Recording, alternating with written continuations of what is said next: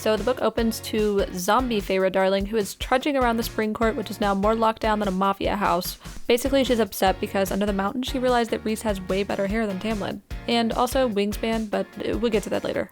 It's all rather dull and depressing up until the, wedding, where Rhys shows up with a classic movie, I object. Then he whisks her away to the night court, where they can finally commence their monthly Feyre and Rhys's marvelous week-long getaways. Then Rhys decides to have some reading lessons in the style of Gilderoy Lockhart. Number 1, what is Rhys's favorite color? Number 2, what is Rhys's secret ambition? Number 3, what, in your opinion, is Rhys's greatest achievement to date? Oh yeah, Tamlin's a dick now. Feyre gets carted back and forth from the spring court to the night court like a divorced kid. It escalates to the point where Tamlin actually locks our Feyre Darling in a tower, his house. That's when it all clicks for Feyre. This just in, kidnapping is bad. She meets his inner circle, which is comprised purely of people with fantastic hair. Then they find out the evil king of Hybern is trying to get his hands on this cauldron so he can make a Horcrux. Or something like that. But no worries, they don't have to stab it with a basilisk fang. All they need is for Feyre Darling to read from the burn book. So they go visit these mortal queens who are all like, you can't sit with us. But it's kind of a good thing that the queens are bitches because then we get the Court of Nightmares scene. This is wish fulfillment at its finest, folks. As Rhys would say, be glad of your human hearts. Then while they wait around for the bitch queens to call them back, they get attacked a few times. Feyre saves Rhys, and oh yeah, she's his mate. What?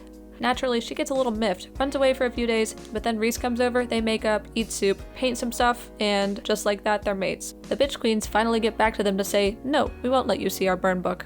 Oh, and Feyre can make dire wolves from water, though I assume they'll all die. Do I sound bitter? So they all go on their merry way to Hybern, and what's that? It's a trap! But our Feyre Darling works her magic while Rhys distracts everyone with his incredible wingspan. They end up all getting out of there, but only because Feyre pretends that she was really under Rhys's spell the whole time, and Tamlin is the only kidnapper for her.